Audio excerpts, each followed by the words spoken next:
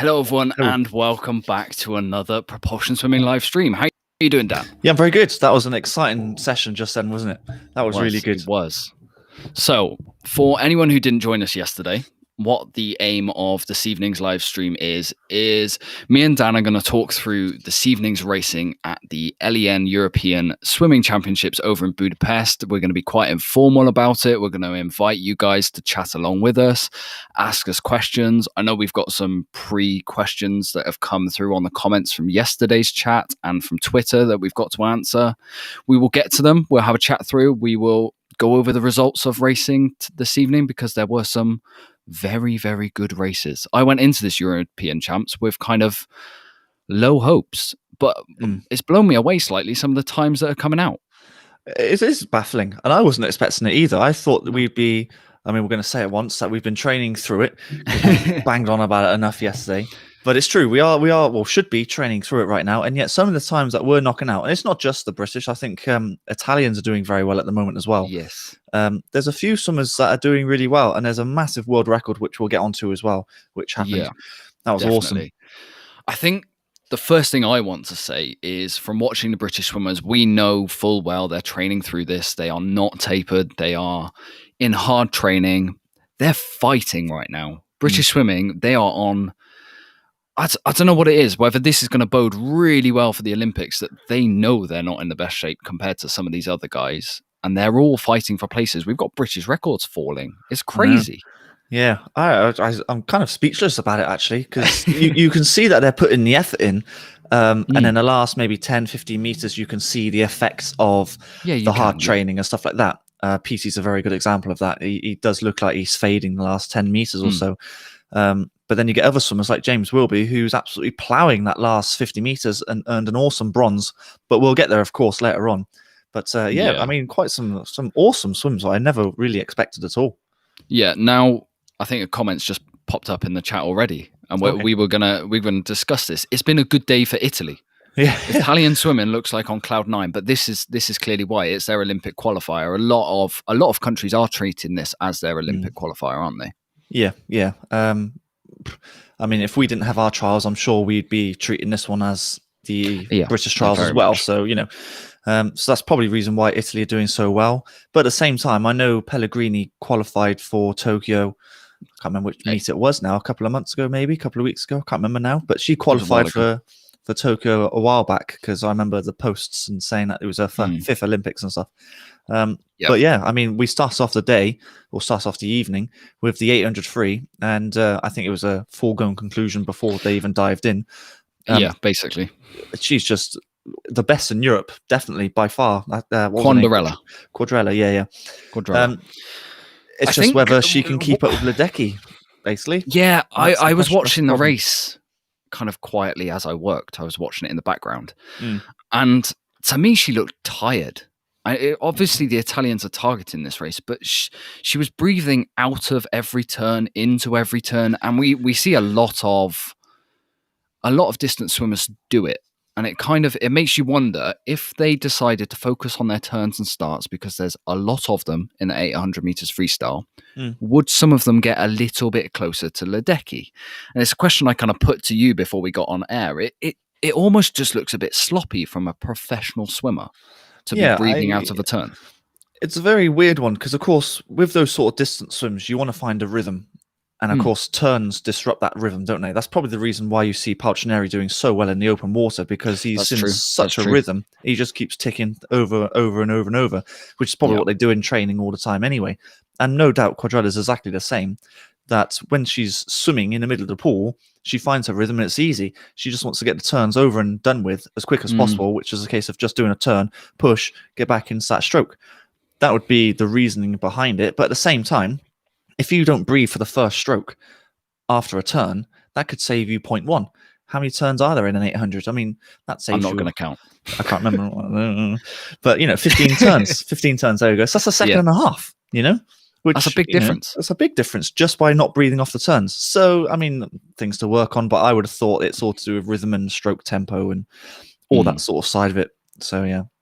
It's just the fundamentals that really should be targeted a little bit stronger at a meet, which for the Italians is their Olympic trials. It just, Yes, she won, but it didn't overly impress me. I can't even remember what the time was, quite frankly. I just knew She she went was an going to win. 8:20.23. Okay, well that's not so bad this time of year. I don't know. I don't really know how good that is, quite frankly. I know that Katie Ledecky is. It was a good 5 seconds off Jazz Carling's championship record, 6 seconds off Adlington's European record, and then you're talking 16 seconds off Ledecky's world record. So it's okay. But I mean, yeah, if you get I rid of mean, that whole Ledecky situation, then you think, oh, well, it's not so bad actually. But true, you that's stick true. Ledecky in, then it's yeah. But I mean, it's a pretty good swim from her, and I don't know if she'd be training through as well because she knows she's gonna Win this, be in yeah. the final and at Tokyo. I would have thought she's gonna get almost like, I'm going to probably say it and just say she's guaranteed seconds. It's just whether how close she gets to Ledecky. We shall see. But yeah. I think that's enough about an 800, Dan. That's as much as I could ever talk about distance freestyle. I've done my best. Let's move on to the 100 meters breaststroke because we can't not talk about the man.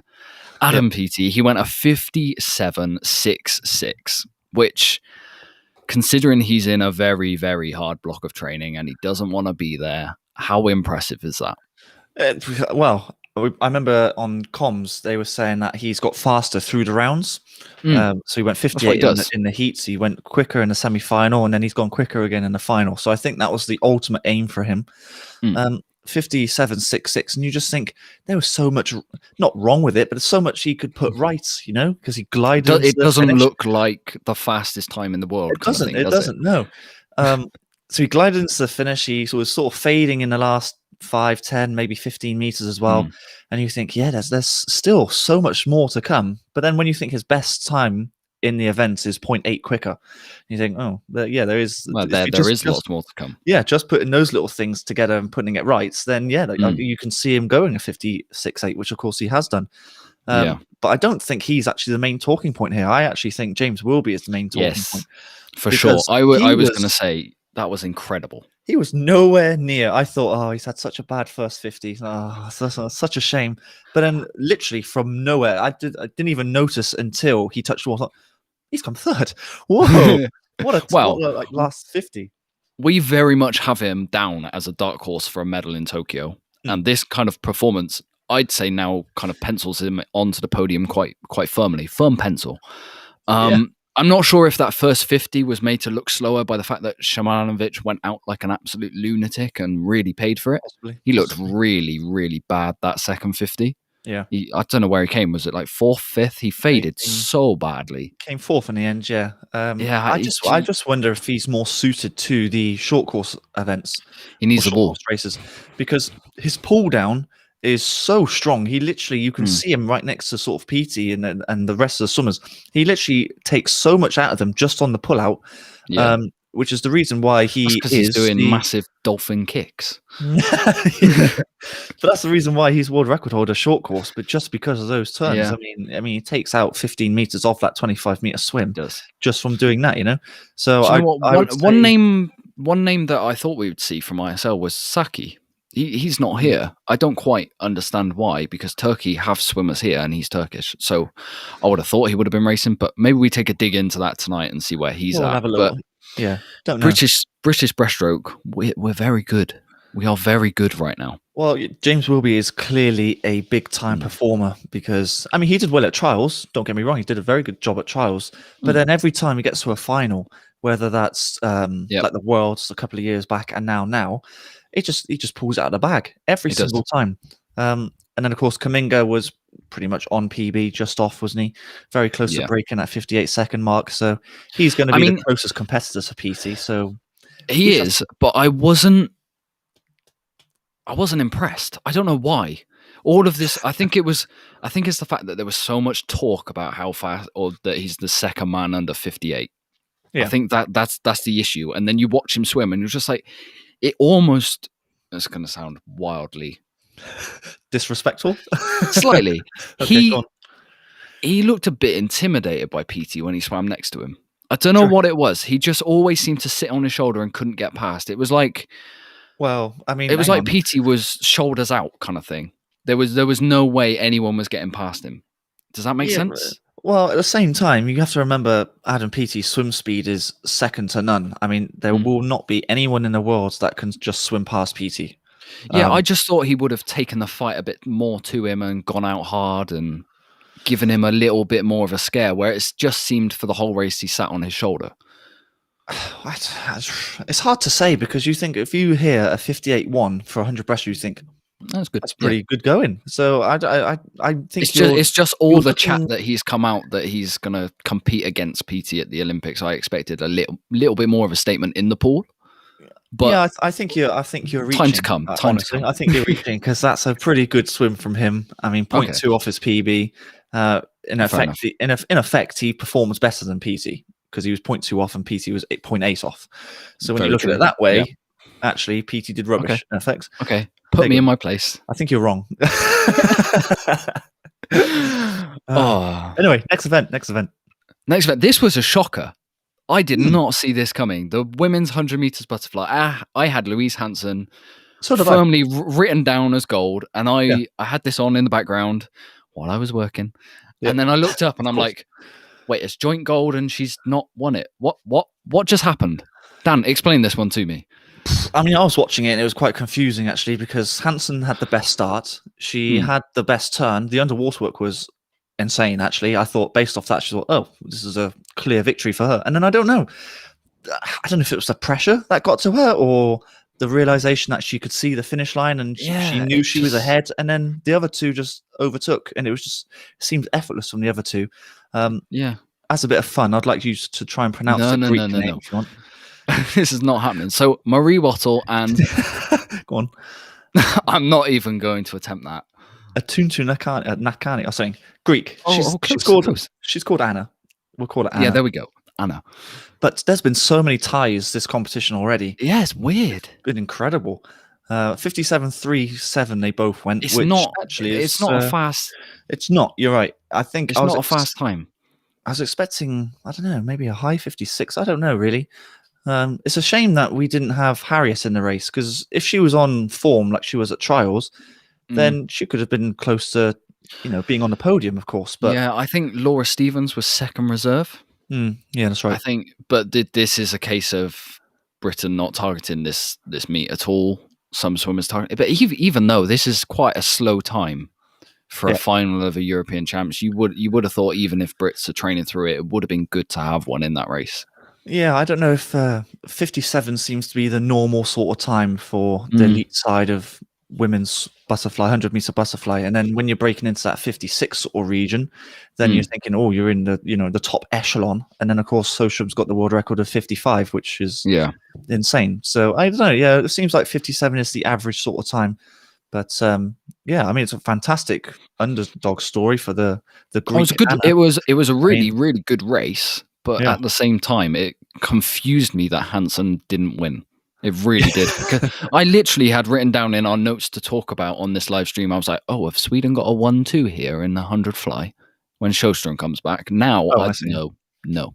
Yeah, weird. I don't know. I wonder if it just comes down to pressure there because I don't have an explanation for you at all.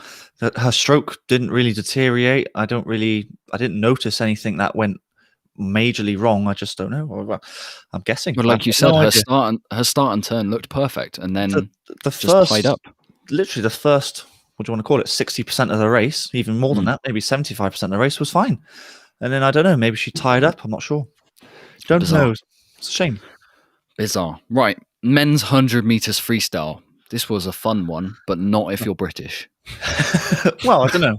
Tom Dean made the final in 8th. Yeah. So that's a good thing.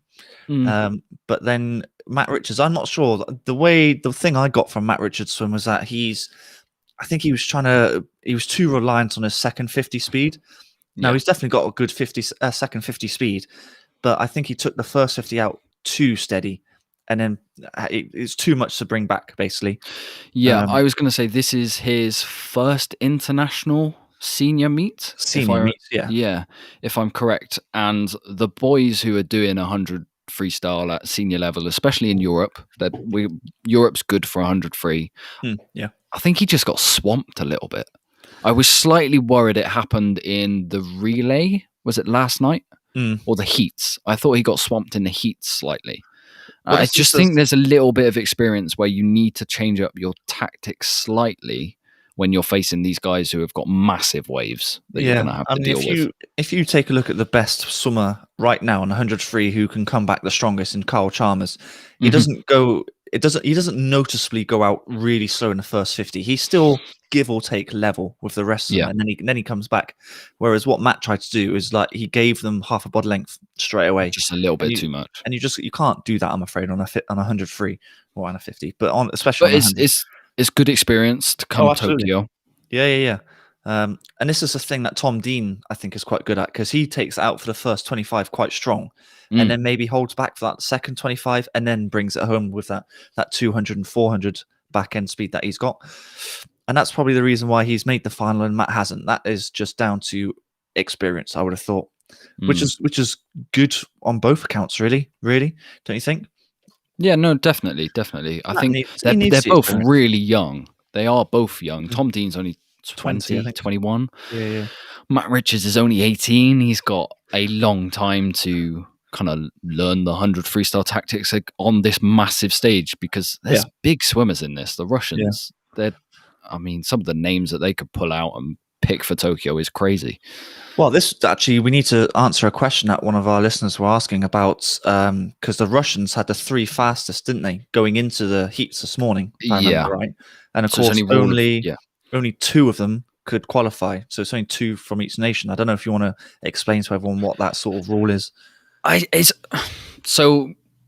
We spoke about it briefly in the 400 IM for Hungary. They had the top 4 swimmers, and obviously only 2 of them can qualify.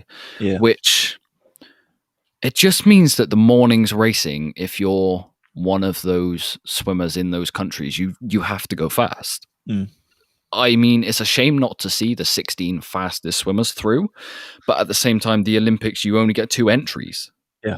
They're lucky enough that they had 4 in the heats. And I think that's where it stems from, because you're only allowed 2 per nation enter the Olympics. And I wonder that if that's the mindset of it. I think it's just so that there isn't a clean sweep on a podium. I think that's literally what it is, to stop that from happening. Yeah. It's a good thing in my eyes because it makes it more competitive in the heats. Yeah, it definitely does. So, like, for example, for us, Jacob Whittle missed out.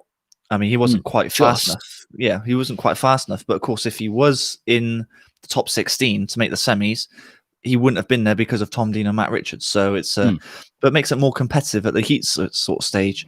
That's true. That's true. It means there's more up for grabs, whereas usually come Olympics, when there are only 2 entries in the heats, you'll see the Americans cruising through the rounds, whereas these guys, it's kind of like an inter-team battle that they've got to get through the heat. They've got to swim fast. I mean, you look at the Russians this evening, they swam a lot slower than they swam this morning. I think Kalashnikov went a 47.5 this morning. He went a 47.8 this evening. So that kind of shows the effect that it makes a more competitive heat swim. Well, the thing with semi-finals is that if you come in the top 2, you're almost cemented to the final. So it doesn't really matter about time. It's just about racing when it gets to semis. And it's not just in this race. I think it was another race, which I can't remember now. But the semi-final times, was it the breaststroke? Women's 100, wasn't it? Well, it was another race. I think it was yesterday where, it might have been the women's breaststroke where they were all so much slower than what they did in the heats. And because it wasn't time focused, it was position focused. So I think that's probably what it is. Something that I need to talk about was Popovici, the Romanian. He's only 16 and he's just gone 48.2. So there's a big future for him. I'm not sure where exactly he swims, but watch out for him because, 48.2 for a 16-year-old. We were banging on about Jacob Whittle. He's the same age and he's going 0.5 quicker. So mental. There's a few young ones. There was a really young one in the men's 200 butterfly as well, wasn't there? There was a 16-year-old from Poland in there. Yeah. It's just crazy how these kids are doing that at 16. They're just getting bigger and stronger. I mean, like Jacob Whittle's 6'5", and you think, 6'5" at 16. I mean, just if you have these physical advantages, obviously it's going to be a big help when it gets to especially the sprinting sort of side of it.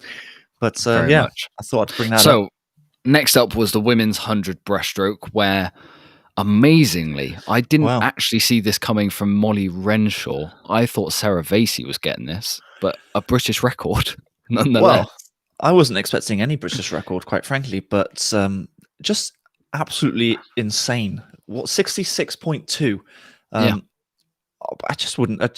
She's a 200 breaststroke swimmer in my head, but she's very smashing out much. amazing times. This 100 breaststroke as well. Mm. And a good thing to take away from that race is that both girls are in the final tomorrow. I think Sarah Definitely. Vasey scrapes in an 8th position. Is that right? So she's got I lane 8. have the spreadsheet up. Yes, she's Yeah. 8th position. Yeah. So great swim from both of them, and I think we should mention that the Irish swimmer as well. Is it Mona McSherry? I think hopefully I haven't butchered that name. Correct. 66.4, I believe she did. I've written it down. That must be an Irish record. I feel like it is. Because that's we don't very have good swim that as well. spreadsheet available. No, I'm assuming that is because that's a very quick time as well. So all round from the British Isles, if you like, that's a very good race indeed. Yeah, and then the fastest swimmer of them all, Sophie Hansen, who is sister of Louise Hansen, who butchered her 100 fly. She goes to second fastest time this year. Yes, yeah. That was. Has it gone? I think it's gone again. Okay, well, at least we know. Why is it gone?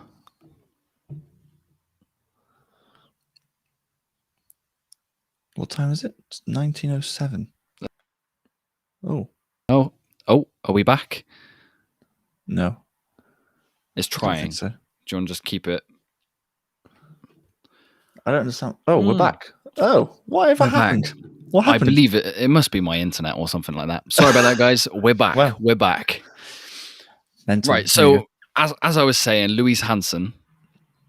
Or Sophie Hansen. Sophie Hansen, second fastest time in the world this year. She's going to be the only one really getting close to Lily King, although Lily King is in a world of her own. Well, I mean, I wrote on the live tweets this morning, which was quite funny, that Benedetta Pilato was probably the biggest threat to Lily King, along with Ali She didn't Atkinson, even make it.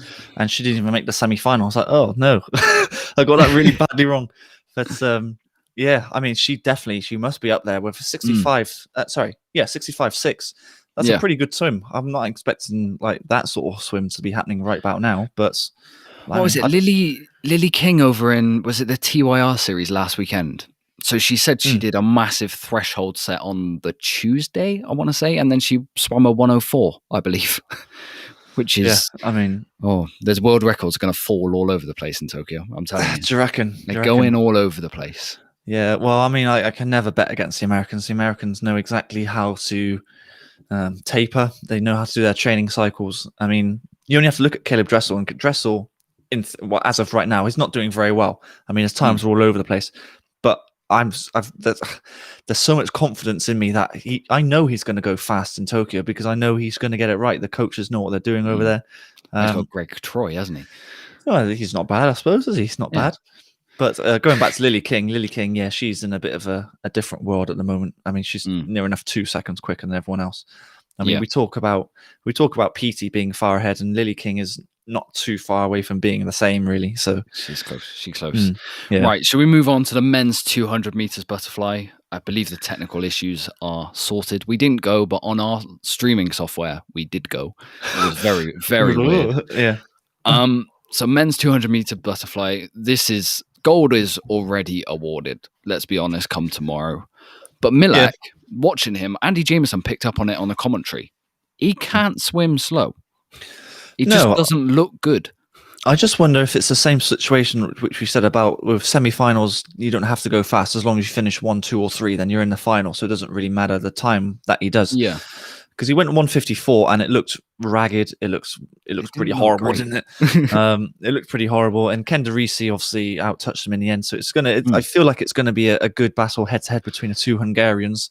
But in the first semi, come tomorrow, I'm expecting Milak to go sub 152. If I'm brutally like, I can just see him smashing that out. I think he's racing 7 events this European Champs. Yeah. So when you're doing that and you're in semi-finals, why not just cruise it? Well, that's what Phelps did in Beijing back in the day, and I don't blame him for taking it slow. I mean, it's just about making the final, isn't it? I mean, he still goes in lane 5. It's still a sensor lane. I mean, I predicted when I was doing the live tweeting earlier, I predicted you'd go 153. Okay. But of course, he went 154. It's just about making a final, like I said. I reckon he'll go 152 low tomorrow. But he's 3 seconds ahead of everyone else, basically. He's in I mean, the comms had already given him the Olympic gold, let alone gold at this meet. I mean, it's probably fair. I mean, I don't know. I mean, he's a big favourite. If you're going to pick someone to be an automatic gold, it would be PT first, and then it's probably him, I would say. Ledecky, of course. On the men's side, then. The men's side, I mean, he's probably the second most guaranteed gold, would you say? Dressel. No, because Carl Chalmers in the 100 free. I suppose a 100 fly, but I think Milak is a bigger favourite in a 200 fly than Dressel is in the 100. Yeah, I would say. I'd agree. Yeah. But that was a bit of a nothing race. I got nothing from that. I was like, oh. He's made the final, and we'll see what he does tomorrow, basically. One thing I kind of, not Milak, the other swimmers around him, why on earth do these guys take 2 flies so hard to start with? I don't know why they just must enjoy pain. I don't know if maybe it's a gauge to see where they're at. Maybe it's just to see how fast can I go before I really start feeling it. I don't know. Everyone does it. Jimmy does it. Jimmy does it all the time when he swims a 2 fly. Chad does it all the time when he swims a 2 fly. Milak just goes hard the whole race and doesn't seem to fade. I don't know how they do it. Take a 2 fly basically as a sprint. Yeah, I think you're talking about, was it one of the Italians? Was it Bodiso? Yeah. It was in Milak's race, wasn't it? Where he was actually miles ahead at the 150 mark. Watching it just like, and then dies and struggles and hips start sinking and the arms can't get over the water. Yeah, it's an interesting... I would never try to do that, ever, if I was a flyer. But I'd never even attempt to do the race, quite frankly. But it's an interesting tactic. Surely... I like the whole idea of Phelps doing it. He did the same sort of tactic as Milak, and it's just a constant pace throughout. There's no real change in gear as such, is there? It's just like gear 4 the entire way. But each their own, I suppose. If you want to go through pain, then go through pain. Go through a lot of pain. Yeah. Right. And then we kind of finished the evening with my favourite, the splashes and dashes, the 50s. Yeah. So the women's 50 metres backstroke. I'm going to say this now on the live stream. There's a world record going tomorrow. And at the start of the day, I said Kira Toussaint to Dan. I said, she's got this. She's got the world record. The world record's 26.9. Sorry. I mean, that's another 0.2 away. Well, maybe. So, who knows? If Kira Toussaint doesn't get it, Kathleen Dawson, wow.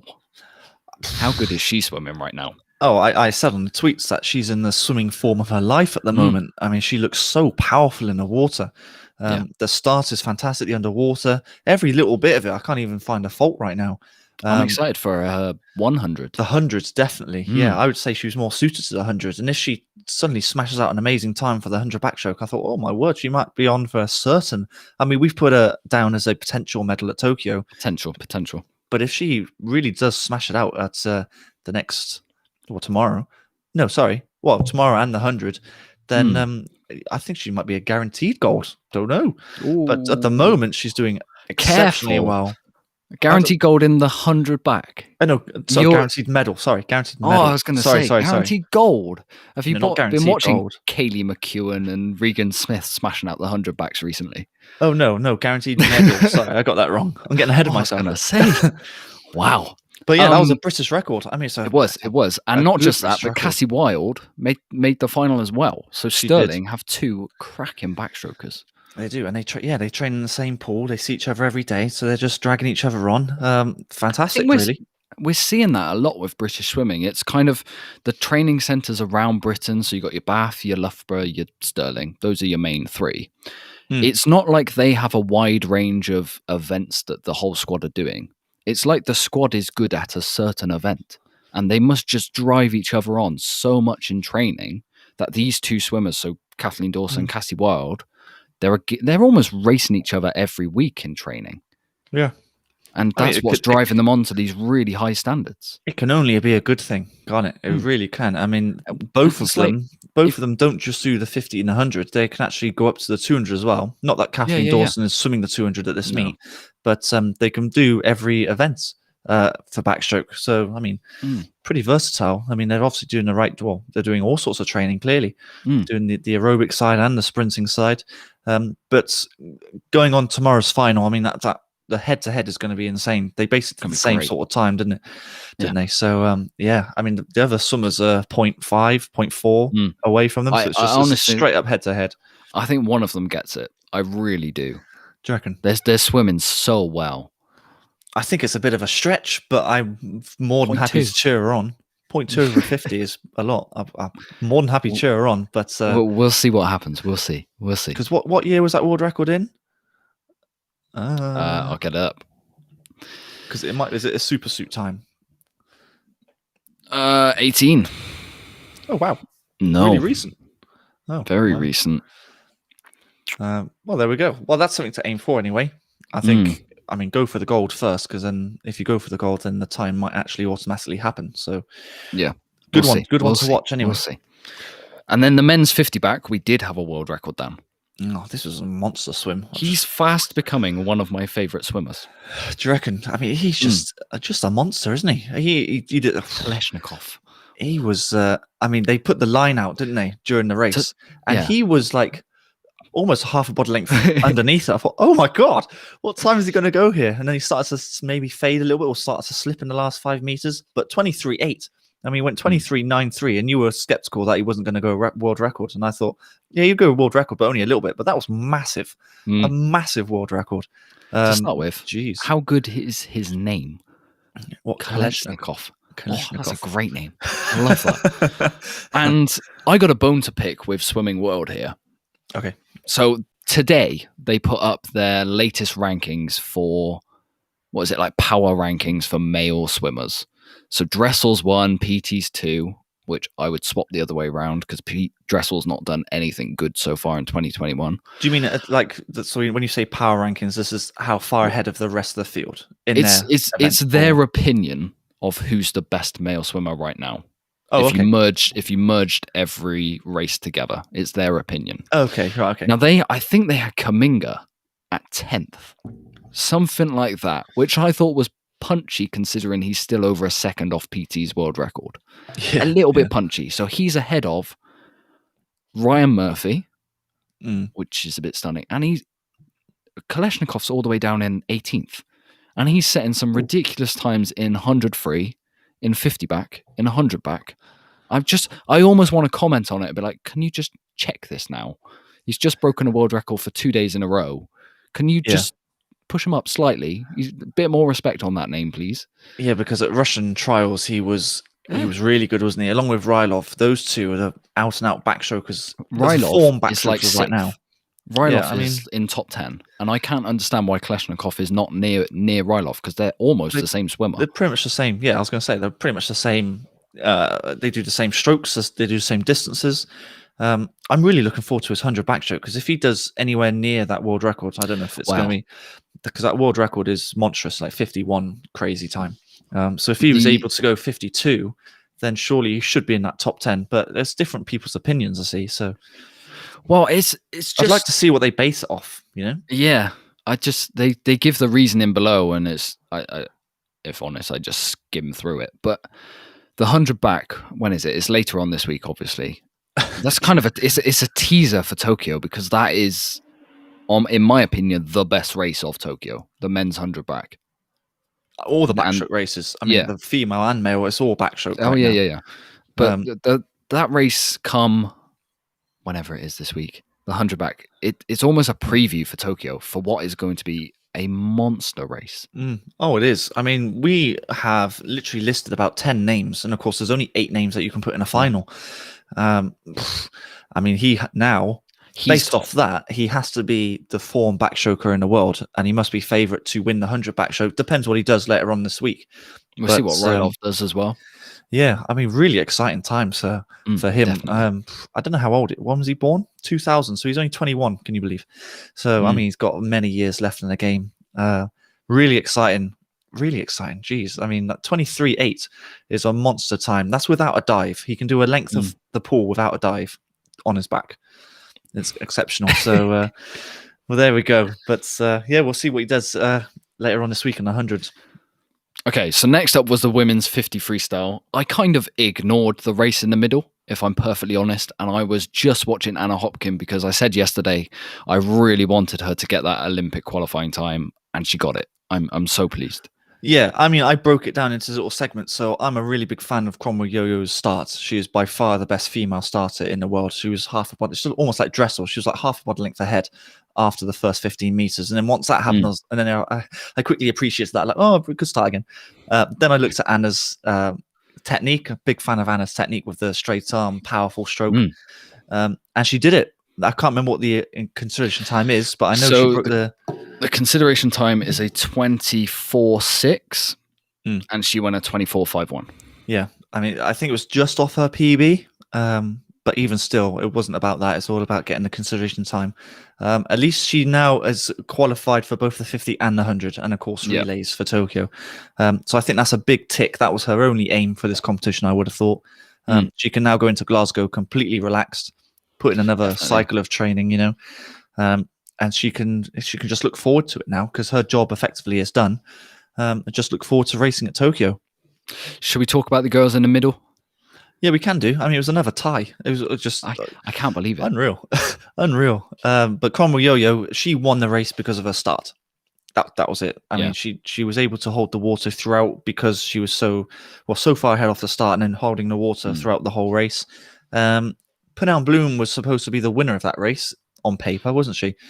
But, yeah, she went a bit slower than she went in the heat in the semi-final, which isn't uncommon in sprinting, but I kind of expected a tiny bit more. Yeah, I don't know. I mean, Wasik was always going to be strong and up there based on her swims at ISL.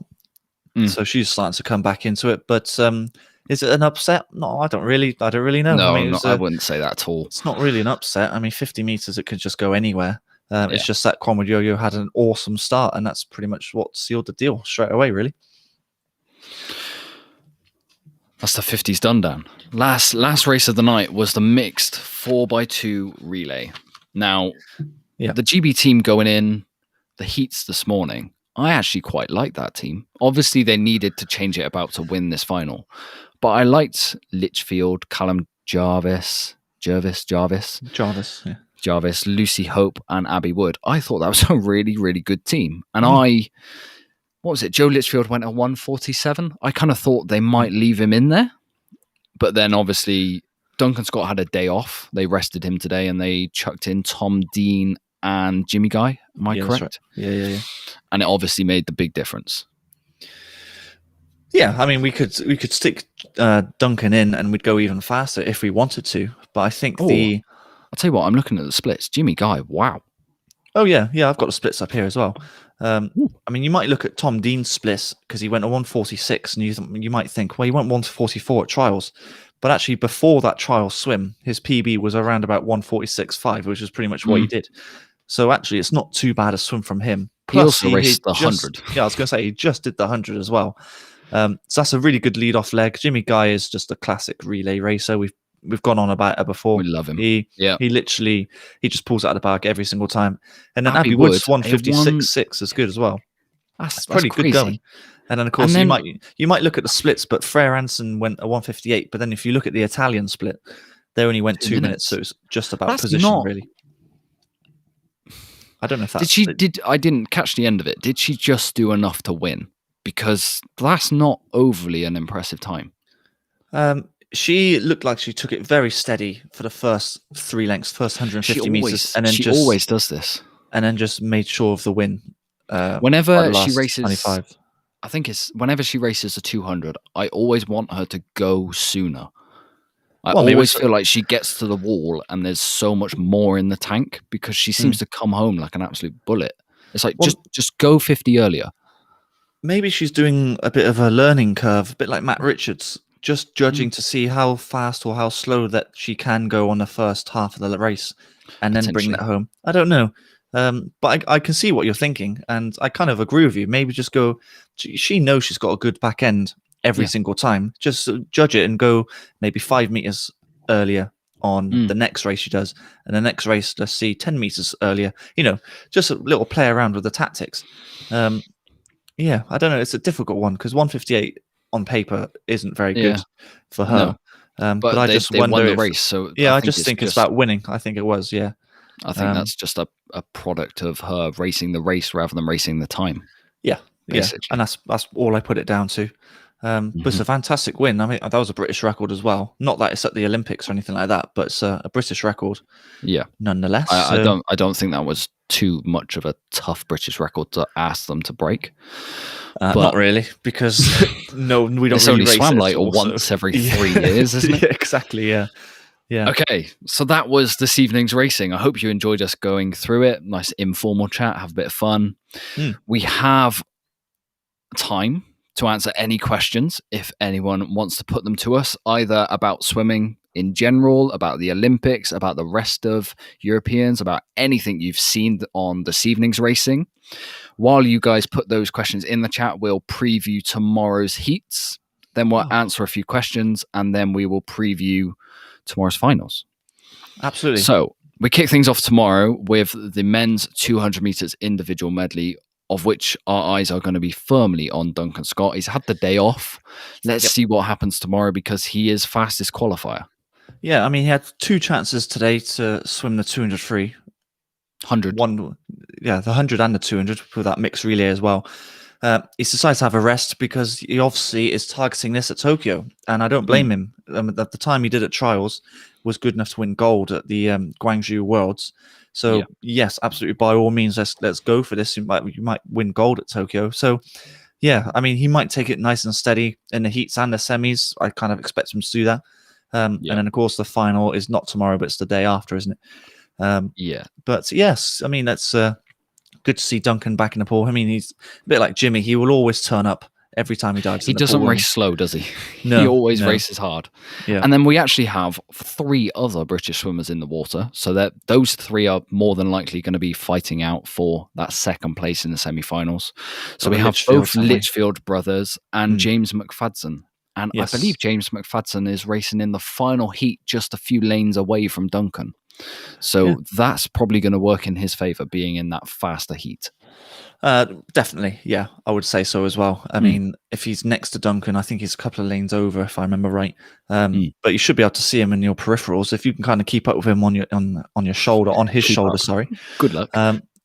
Then you've got a good chance of getting to semi-finals. But of course, the Litchfield brothers are they're extremely strong at the IMs. Of course, Max is more suited to the 400, so I'd say this is more Joe's sort of area of expertise. Yeah. So if I were to pick 2 of them, it would be Joe and Duncan. So yeah, Max looked really good in the 400 freestyle. I thought he was just unfortunate to be in a slow heat where he had no one to pull him along. Otherwise, I actually think he would have made the final. Yeah, possibly. He did everything right from what he did. So I'm kind of excited to see what his 400 IM is later on. I think it's the last day on Sunday, because we were slightly disappointed on his time at trials. We thought there was a lot more there, because on his day he could threaten the podium at Tokyo. Yeah, so, I mean, we had a comment actually that Max Litchfield might be a dark horse for the 400 IM. And actually, I think he's a bit more than that. I think he actually has quite a good chance, especially at this competition. He's got a great chance of medaling. And in Tokyo, it's a bit up in the air at the moment, because we just don't know who the standout 400 IM American swimmers are at the moment. Whether there is actually one, I believe. Yeah, but I don't know if he's quicker or not than Max. Max has gone 4:09 before. So we'll find out. American trials are in 3 weeks' time. All will become clear in 3 weeks. So as of right now, Max has got a very good chance of. That's a 400 IM. I don't know why we're talking about that. The 200 IM. I just got onto it. Oh, okay. The 200 IM. Yeah, I mean, he's got a good chance of making a semi-final. I just don't know if he goes quicker than Joe. That's the only problem. No. And then we have the women's 200 meters butterfly, of which again we have 4 British swimmers in the water. That's kind of a theme tomorrow. There's a lot of Brits in the water in the morning. It's good though. So we've got Alice Thomas, Laura Stevens, Emily Large, and Kiana McInnes?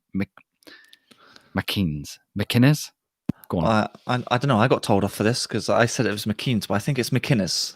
Okay. I think so.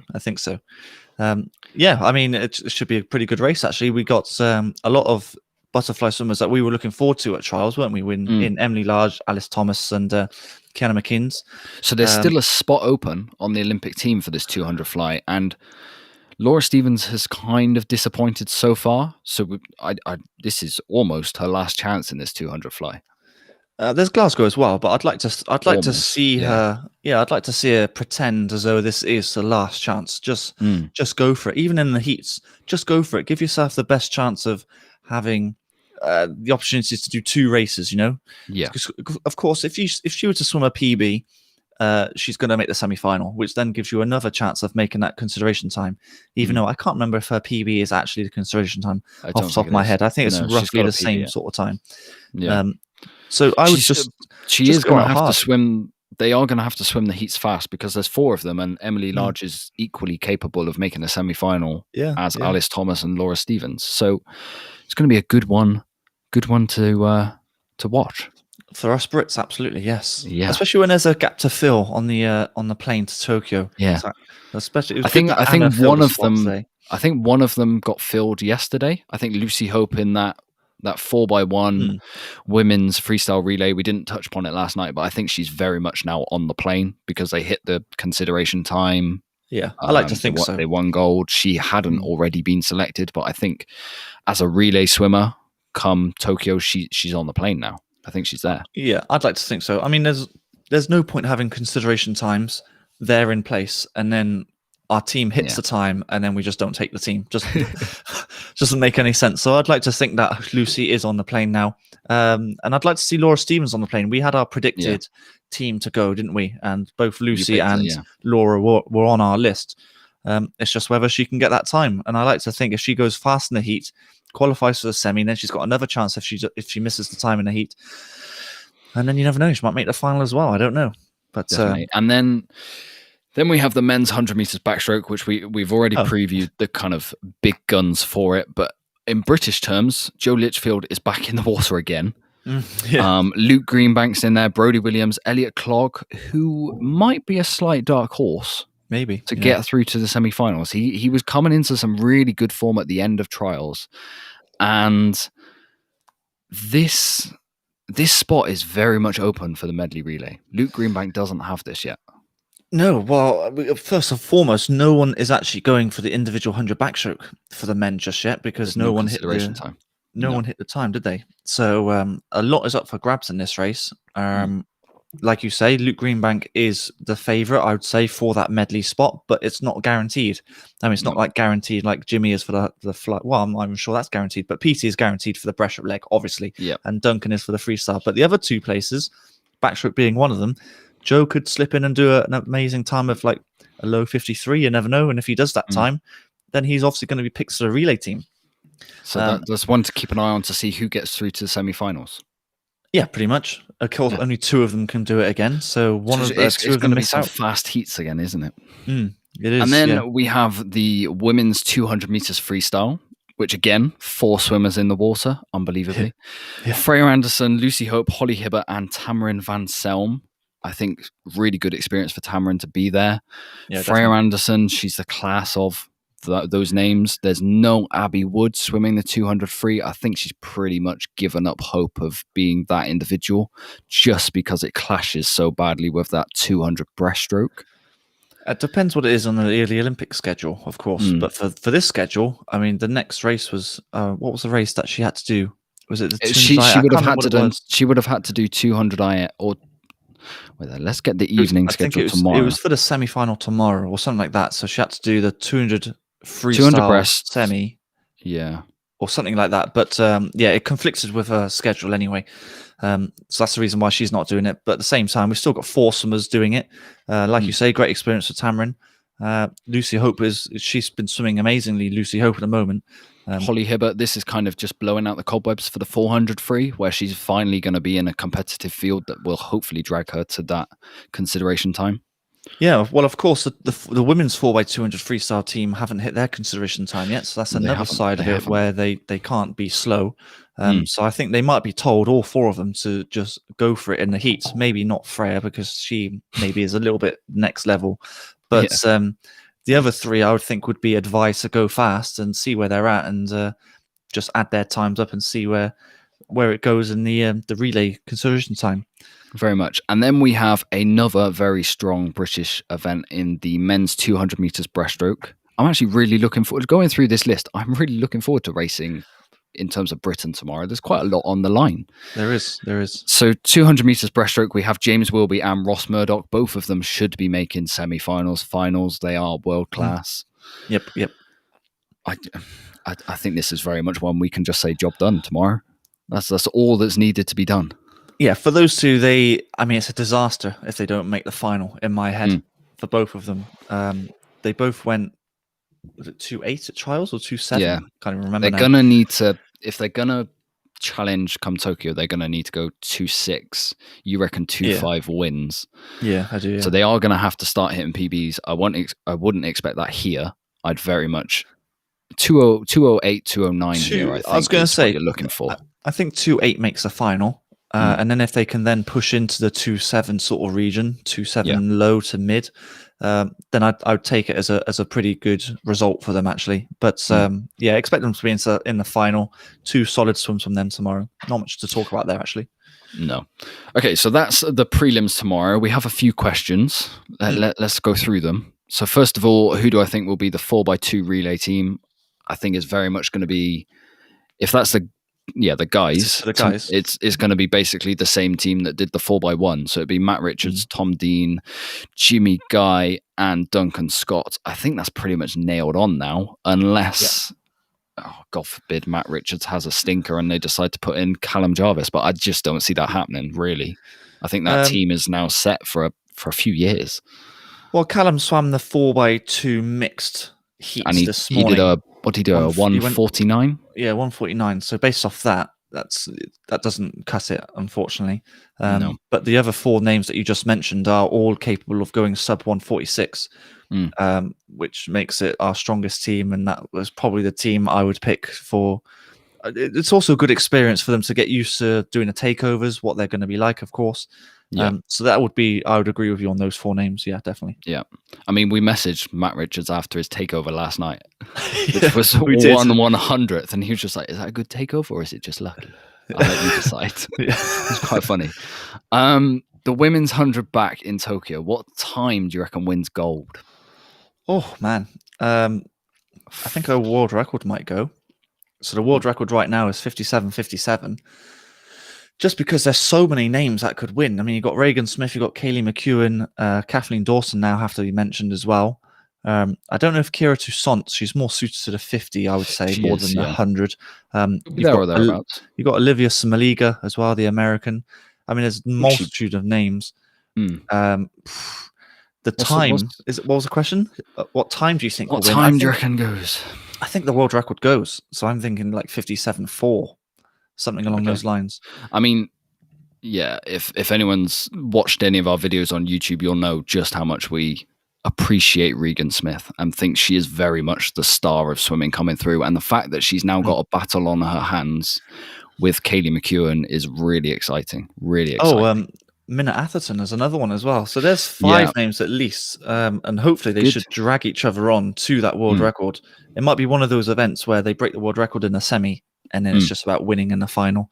It's just really exciting. I mean, the backstrokes look good. They do. Backstrokes, male and female, just are outstanding right now. It's so exciting to be part of that. But yeah. Next question. Are you 2 swimmers yourselves or fans of swimming? So if you are new to propulsion swimming, so Dan is a former international swimmer. He swam in Cardiff under Dave Haller. You were Rio qualifier for 200 freestyle? London Rio trials, London trials, and Commonwealth Games trials. Yeah. I stopped swimming at 16, 17 to concentrate on studies. I'm very much a fan of swimming now, but it it gives propulsion swimming kind of 2 different elements actually to when we look at swimming. Dan is very much the former swimmer, and I can give a fan's opinion, and it works quite well. I think it does. Yeah. We enjoy this dynamic, and as far as I know, everyone who's watching, who has listened to our podcast, they've enjoyed it as well. I think if we were both elite swimmers, then it would be a very sort of narrow-minded sort of vision for it. Times.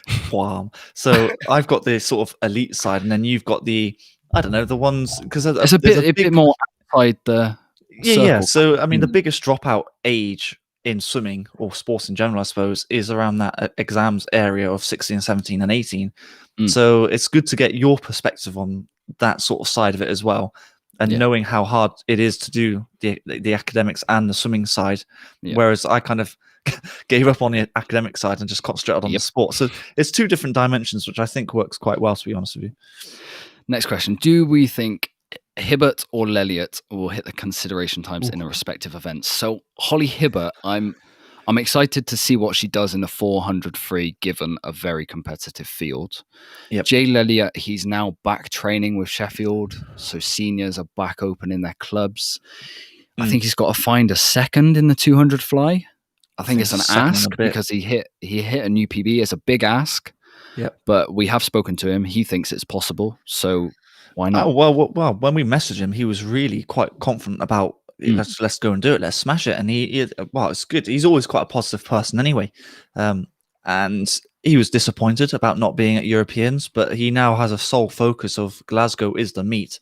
And he thinks he's going to get it, which absolutely, I'm going to believe him. I think he might get it. I think it's a big ask, mind you.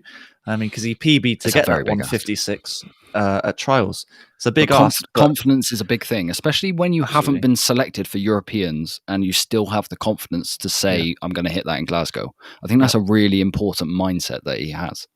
Well, we spoke about it with Adam Peaty. It's all about building character. And clearly Jay has got the character and the right attitude to achieve, basically. And I'll be a massive supporter of him if he. I'm going to support him anyway. You are a supporter. He's going to be. I've got to cheer him on so loudly if he does actually make the team. In terms of Holly Hibbert, I think she might get it in the 400 free. The 400 free. Yeah, I hope she does. I really do. I think the only thing letting her down at trials was the fact that she swam by herself. Yeah, she's now with girls who are much faster than her. Quandarella will be there. It's a good field in Europe when it comes to distance freestyle. Yeah, it's much easier to race someone when you can see them side by side, can't you? And you drag each other on. So I think that's a big plus point for her. Right. Last question before we preview tomorrow's finals. It's a funny one. It's a funny one because you're going to enjoy this. How tall are you in centimeters? Is Freya Anderson taller than you? For me, yes, quite comfortably. Yeah, Scott's about 5'1", so most people are taller. So in centimeters, I'm 175, which made it even more impressive that I was a sprinter. Hey, but it also doing catch up as well, mind you. Oh, don't go into it. It also makes more sense that I dropped out of swimming. Yeah, I mean, you don't see She's many. taller than you. Yeah, I'm only 6 foot. Oh, she's wow. So Freya's 6'2". She's tall. She's underrated tall. Yeah. Well, did you see the lineup when they did the relays? So you had Abby, who's about the same height as Anna, and then you've got Lucy Hope. I think those three are the same sort of heights. And then you've got Freya, who's just up here. You think, oh my god. So yeah. Okay, preview tomorrow's finals. So we have the men's 1500 meters freestyle. We'll rattle through these pretty quickly. Yep. Of which I would expect Gregorio Paltroneri to win, but he didn't look that impressive this morning. I wonder if open water, he got the triple header in open water. He won the 5K, the 10K, and the 25K. The man's shoulders are crazy. I think it sort of backs up my opinion that once they're in a rhythm, then they just keep ticking over, and it obviously works for him. But I expect him to still win that. It's not even up for discussion. He still wins that. It's just whether Dan Jervis gets on the podium. I mean, it's a good field. Romanchuk's no slouch whatsoever. Paltroneri's all the way in lane 1, which is probably going to work in his favour. No one's going to spot him. God, in lane 1. Yeah, no, it's just that's going to be a classic outside burner. Yeah, Romanchuk is definitely going to be on the podium, and it's just whether Dan Jervis can follow them onto the 3rd place. I would have thought that'd be my guess anyway. And then we've got the men's 100 meters freestyle in the evening. I'm very much Team Kaleshnikov for this one. I think he gets the win, but the Italian was impressive this evening. I think he knew he had to do a fast time, and he was in the slower heat, wasn't he? Yeah, so it's going to be really exciting. I don't think Klitschkov is favourite, but not guaranteed to win. No. I think that's what makes it exciting. That it could go anywhere. Minikov is another one as well. I think who would I say? The Italians are swimming very well. I think the Italians might pull one out. Okay. But we'll see. I mean, that's what makes it exciting, because we were all like, anyone could win. So yeah, good one to watch. Women's 100 breaststroke final. Is this Sophie Hansen's to lose?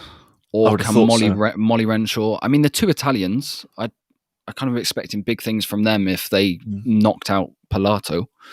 So yeah, I would agree with saying that Sophie Hansen's to lose, but I'm not really going to be watching her. I want to see if the British record goes yet again, because based off that swim, I think it could do, both from either Molly or Sarah, actually, to be honest with you. So from a British standpoint, that's going to be really quite exciting.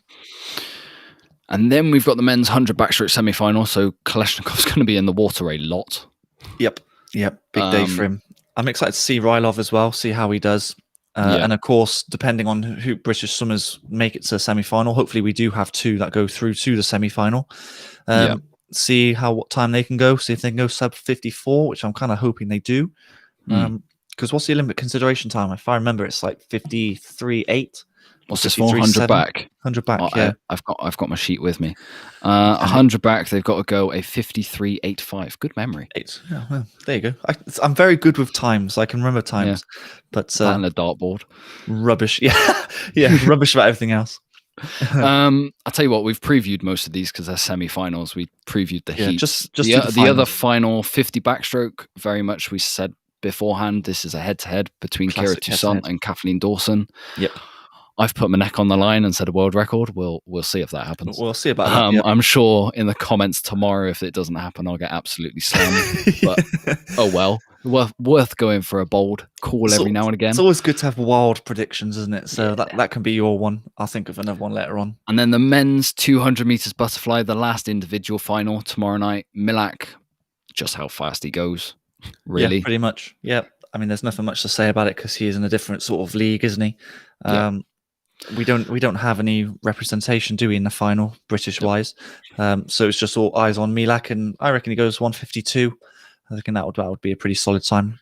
And then we finish tomorrow with what is one of British swimming's most exciting races on the programme, full stop, is the men's 4x200 metres freestyle.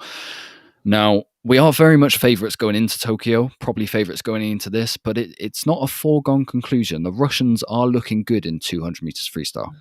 Well, that's the thing that I'm going to take away from it is actually how far away the Russians are to us. Because, of course, the times that we swam at trials are not going to be the same as what they are here. So maybe the Russians are going to be a lot closer to us than what they will be at Tokyo. But if we can hold 146s, I think Duncan will go a 144 again. He's just an absolute animal. Just because. Jimmy just turns up. He'll do a 145, no problem. And then, of course, Matt hasn't been on the best of form at the moment. Tom Dean has been average. Should we say average? What? Tom Dean. Tom Dean. I was going to say he's made the final for the 100 free. I'd say that's pretty good. Oh, yeah. I'm talking about the 200. So he did a 146, didn't he? In the semi earlier. Oh, sorry, no. For the final earlier, in the mixed relay. Yeah. I would say, 146 for him is probably average now, seeing as though his PB is 144. We'll see. Really exciting race. I just want to see how close we can get to the 7-minute mark, basically. Okay. Right. So that is tomorrow previewed. That's today reviewed. Thank you so much for everyone who joined us. We are going to be doing the same thing tomorrow evening. I'm not too sure if we're going to be as active on Twitter because both me and Dan are working at the time. Yeah, it's a tough day that the racing is happening, but we will very much be live on YouTube 10-15 minutes after racing happens. So come join us and we will chat through tomorrow's racing just like we have today. We've really enjoyed it and thank you so much for interacting with us. We honestly enjoy this community we are building. It's so much better when people are interacting rather than just us waffle on each other. Once we get everyone taking part as well, it's so much fun. Yeah, definitely. I'm glad that we're seeing some of the comments as well. That it's some people are actually enjoying it, and it's good to see. Definitely. So we'll do it again. I mean, we've got 7. No, wait, it was second day, so we've got another 5 more days of this. Another 5. It's so exciting. I love doing it. It's great fun. So yes, we'll see everyone tomorrow. Right, I'm off to go get some dinner, and I will. If you haven't subscribed already, please do so. Subscribe to the Propulsion Swimming YouTube channel. But from myself, Scott, and from Dan, we will see you tomorrow.